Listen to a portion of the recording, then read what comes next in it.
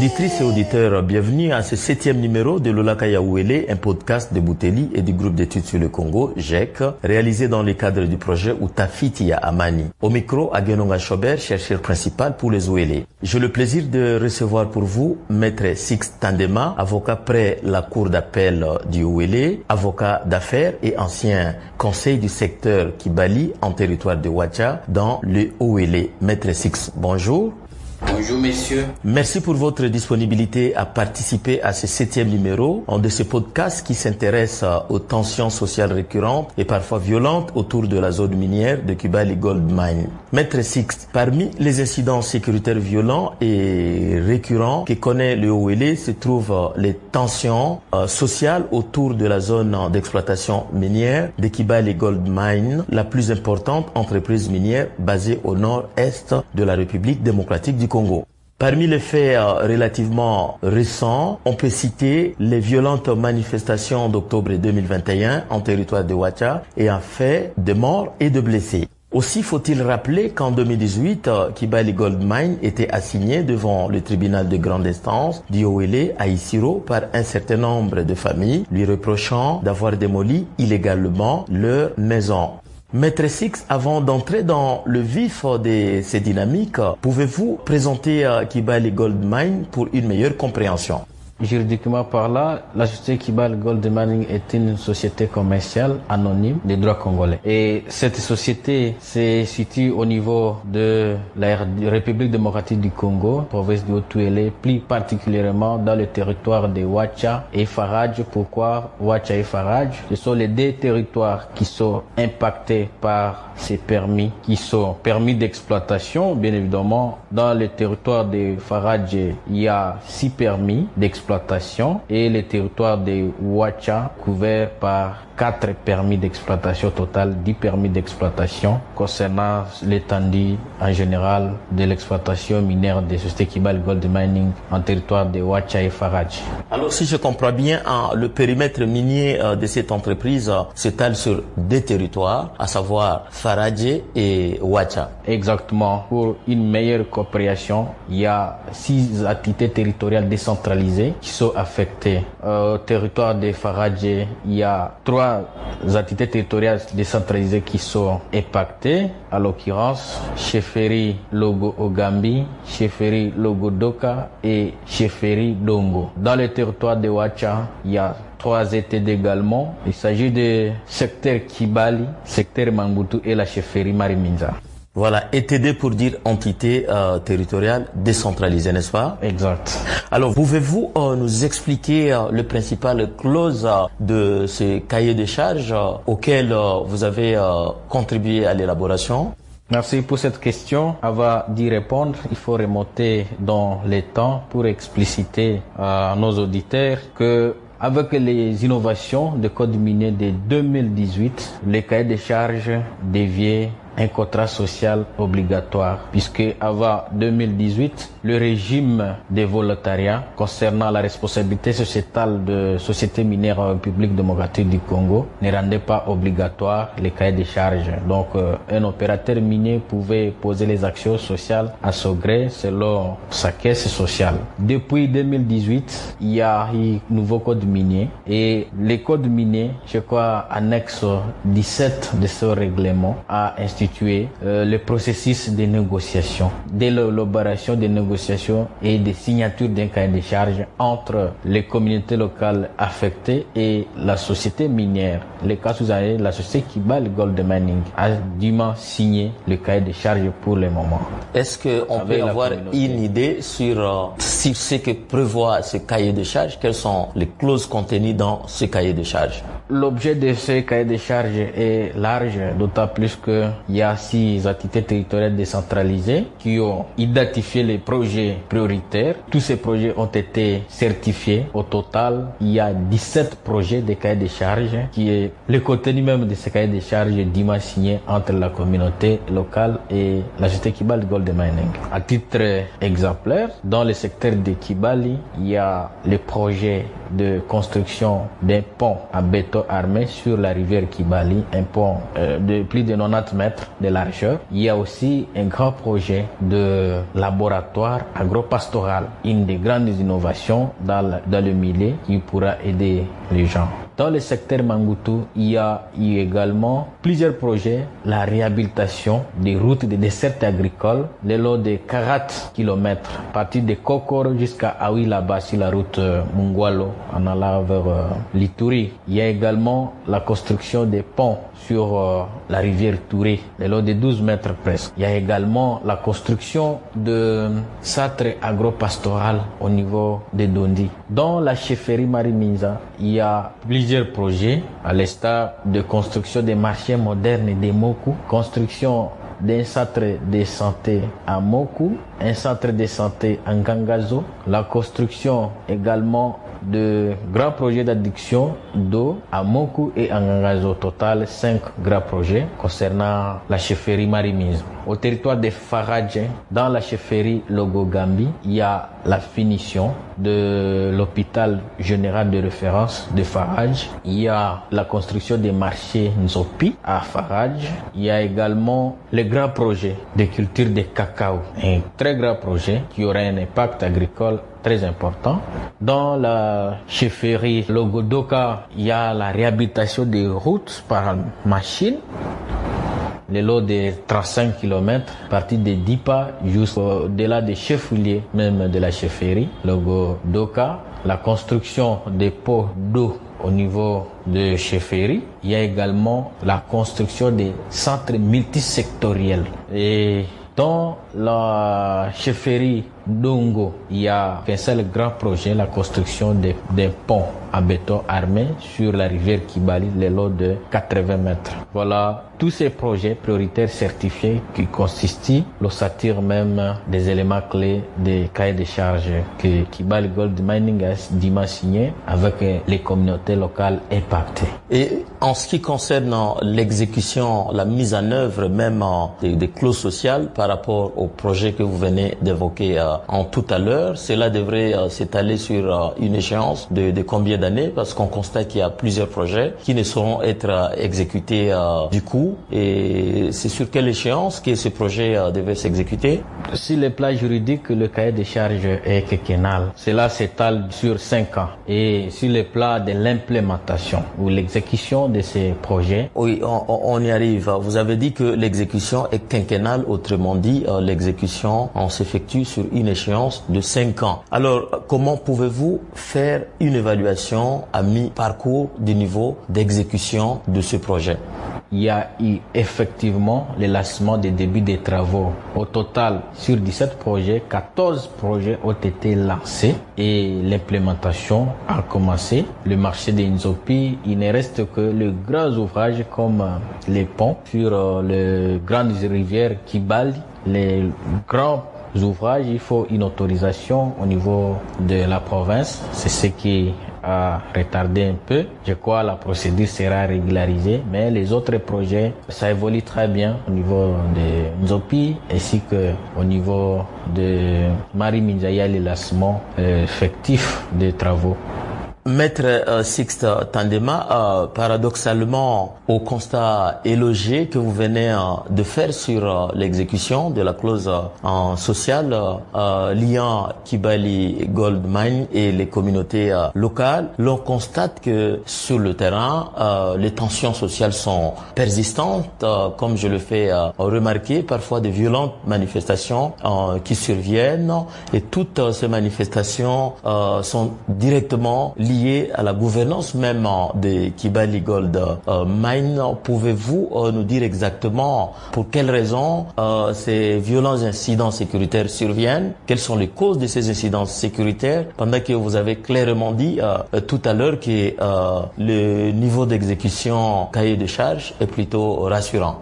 Toutes ces différentes causes sont légales puisque la mutation entre l'acier code de 2002 qui était lacunaire et les code minier de 2018, il y a eu au départ la société Kibali Gold Mining sous le code minier de 2002 agissait sous le régime volontariat et posait les actions selon sa volonté et ce n'était pas contraignant. Et toutes ces actions mettez la population à l'aise. Tel que je vous ai annoncé, avec les innovations des codes miniers de 2018, il y a eu 3 sources de financement des projets communautaires autour d'un opérateur minier. Il y a la redevance minière qui est exécutée au niveau des ETD qui sont les responsables. Il y a la deuxième source de financement, les cahiers de charges. Comme je vous ai dit, c'est un processus. Pendant tout ce temps de 2018 jusqu'à 2022, il n'y avait pas d'action. C'est ce qui a causé aussi la communauté à poser beaucoup de questions. Comment la société ne fait rien? Et maintenant, c'est du concret. Les travaux commencés et c'est ce qui va aider. Ça, c'est la première des causes. Deuxième cause, c'est l'ignorance. D'autant plus qu'il s'agissait qu'on puisse bien vulgariser les codes miniers dans le milieu, comme c'est la responsabilité de l'État congolais pour vulgariser la loi. Alors, il faut maintenant passer à une sensibilisation des parties prenantes pour ce sont là les causes de ces stations, des différentes stations dans le milieu, et également essayer d'informer aussi les auditeurs que les territoires de Faradje ainsi que de Ouacha sont des territoires miniers et avec la symbiose également de l'agriculture, mais la communauté de Ouacha Dourba plus précisément ne vivait que de leur paillage. Comme eux vivaient de leur paillage, c'est difficile de se superposer dans les périmètres de Kibali, et puis lorsque Kibali arrive pour négocier et faire voir à la communauté qu'ils exploitent illégalement dans sa possession, c'est ce qui peut être aussi une des causes de tension. Vous avez souligné le fait que le nouveau code minier a été faiblement vulgarisé, ce qui a provoqué, ce qui a favorisé une sorte de l'ignorance dans le chef de la population. Alors, à qui la responsabilité de la vulgarisation de ces codes? Je crois que la responsabilité se partage, mais légalement, c'est la responsabilité de l'État congolais de vulgariser la loi à travers la République. Et maintenant, au niveau de la base, il faudrait aussi prendre les initiatives en collaboration entre toutes les parties prenantes de faire sortir un programme de sensibilisation qui se diffère à la vulgarisation pour aider nos frères qui n'ont pas eu la chance de s'imprégner des innovations des codes miniers de 2018 qui est un code qui aide la communauté, qui aide également à booster le développement dans la communauté. Alors, quelles sont les conséquences de ces tensions, qu'elles soient latentes ou manifestes, sur la paix sociale dans les territoires de Ouacha et de Faradje où se trouve le périmètre minier de Kibali Gold Mine? Je crois les conséquences sont là, mais sont des conséquences qui méritent aussi être encadrées facilement par les parties prenantes autour des dialogues. Il y a des conséquences. Donc, si je comprends bien, il y a aussi un déficit de dialogue entre les parties prenantes. Bon, il y a un cadre de dialogue, le comité local de développement, qui est un pont entre l'opérateur minier et les différentes ETD impactées, qui met quand même un cadre de dialogue permanent avec la société. Et avec ça, il n'y a pas un déficit, mais il faut tout simplement qu'on puisse multiplier plusieurs rencontres et dialogues pour limiter les tensions. Et quelles sont les parties prenantes à ces cadres de négociation? Les parties prenantes sont les membres des CLD. Il y a c'est-à-dire le CLD, la communauté locale. Oui, donc c'est une plateforme qui réunit toutes les communautés locales. Exact, sous CLD. Donc d'une part, il y a l'État, il y a également l'opérateur minier, sont là les parties prenantes. Et quel est l'impact environnemental de l'exploitation minière de Kibali Gold Mine dans les entités que nous venons de citer tout à l'heure, les deux territoires où se trouve son périmètre minier? L'impact environnemental face à l'exploitation de l'or de Kibali Gold Mining, l'impact, je crois, la société Kibali Gold Mining met des mécanismes ici de vous informer pour gérer tous les déchets miniers, pour gérer l'environnement. Et jusqu'à présent, il n'y a pas un grand impact qui nuit à la communauté directement, sauf que partout, il y a la poussière s'il y a la saison sèche. Mais cependant, Kibali Gold prend en compte les camions arrosoirs de Waterbows pour aider la communauté et encadre toutes ces exploitations. Il y a les reboisements au niveau de la mine. Je crois sur le plan de l'environnement, tout est bien géré. Il y a un département de l'environnement qui fait bien son travail.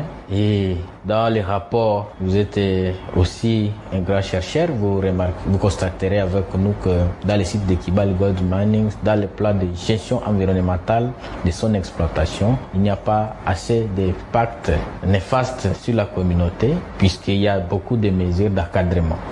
Par ailleurs, il est reproché aux exploitants artisanaux d'empiéter sur le périmètre minier de Kibali Gold Mines. Est-ce que vous partagez ces constats? Et si oui, ne voyez-vous pas que lorsque Kibali Gold Mines va décider de les déguerpir, cela pourrait provoquer des tensions supplémentaires? Sur le terrain, il y a un constat réel que les exploitants artisanaux plantent dans les périmètres de Kibali Gold Mining. Et je vous disais tantôt que la population locale de Ouacha et de Faraj, la plupart vivaient de l'exploitation artisanale de l'or avant la présence de Kibali Gold, même à l'époque la Sokimo. Et c'est pour cela que c'était leur modus vivendi. Kibali Gold Mining les trouve. Et je pense l'approche méthodologique pour la cohabitation et pour limiter les tensions. Kibali Gold Mining est en train de collaborer avec les représentants de ce creuser pour que là où il y a une zone d'exclusion à cadrer, et cela laisse les machines de Kibali pour faire l'exploration même de recherche dans plusieurs étendues. Et c'est dans ce cadre-là qu'il y a la collaboration, le dialogue pour ne pas déshabiller tous les artisans. Non. Maintenant, petit à petit, oui, la société Kibali Gold Mining est en train de les aider à les orienter vers l'entrepreneuriat. C'est à ce sens que quand on déclare une carrière artisanale, une zone d'exclusion de Kibali, et il y a des négociations et les choses évoluent bien avec cette approche méthodologique.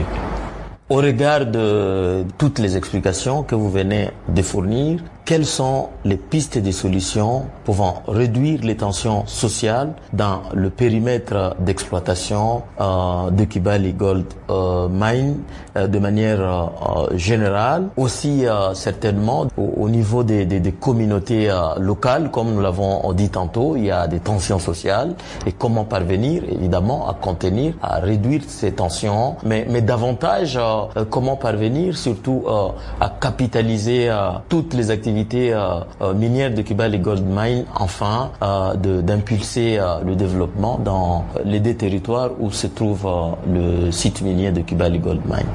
Comme piste de solution face aux différentes tensions entre la communauté locale et la société Kibali Gold Mining. De prime abord, ici, que les parties prenantes se mettent ensemble pour établir un plan de sensibilisation, entre parenthèses, vulgarisation des instruments juridiques nouvellement mis en place comme code minier et règlement minier. Secondo, nous allons aussi demander à ceux qui gèrent les différentes sources de financement des projets communautaires. La redevance minière, ce sont les chefs des différentes ETD qui gèrent ça comme entité, puissent aussi associer les jeunes à travers les différents petits travaux. Donc, tenir compte des main-d'œuvre locales et également dans les différents projets, malgré que la responsabilité sociétale de l'exécution des cahiers de charges revient à Kibali Gold Mining. Comme Kibali Gold Mining a des principes d'exécution de ces travaux à travers les sous-traitants, puisse aussi également sensibiliser ceux qui ont gagné les différents marchés des cahiers de charges, pour s'associer les jeunes du milieu qui font leur paillage dans la main-d'œuvre locale. Ça va les aider à être épanouis. Et également, on n'avait pas cité tout au long de notre entretien la troisième source de financement, la dotation minimum de 0,3% des chiffres d'affaires qui est géré par l'organisme spécialisé qui est doté par une personnalité juridique propre. D'où provient cette dotation? Dans les chiffres d'affaires de la société Kibali Gold Mining, et cela se calcule annuellement. Ici, de mettre aussi à votre information, cet organisme spécialisé a été mis en place grâce à un arrêté interministériel du ministre des Mines et ministre des Affaires sociales, tous les deux ministères nationaux. Et ces 12 membres qui constituent l'organisme spécialisé sont là avec l'arrêté. Ils ont lancé même l'offre d'emploi pour l'unité d'exécution. Les membres qui seront là en train de gérer quotidiennement cette dotation se trouveraient là-bas sur des montants colossaux qui peuvent aider aussi à orienter des projets dans le cadre de l'entrepreneuriat avec des jeunes. Et tous ces avantages, si on musicalise ça, ça peut être une bonne piste de solution pour qu'il ait la paix sociale. Merci beaucoup, Maître Six Tandema, de nous avoir expliqué les dynamiques des tensions autour de la zone d'exploitation minière de Kibali Gold Mine. Je rappelle que vous êtes avocat près la Cour d'appel du Haut-Uélé, avocat d'affaires et ancien conseil du secteur Kibali en territoire de Ouacha dans le Haut-Uélé. Et c'est la fin de ce 7e numéro de Lola Kaya Ouélé, un podcast présenté par Agenonga Schobert dans le cadre du projet Tafitia Amani de Bouteli et du groupe d'études sur le Congo GEC. Auditrices et auditeurs, merci de l'avoir suivi. Je vous retrouve bientôt pour le prochain numéro de Lola Kaya Ouélé. Au revoir.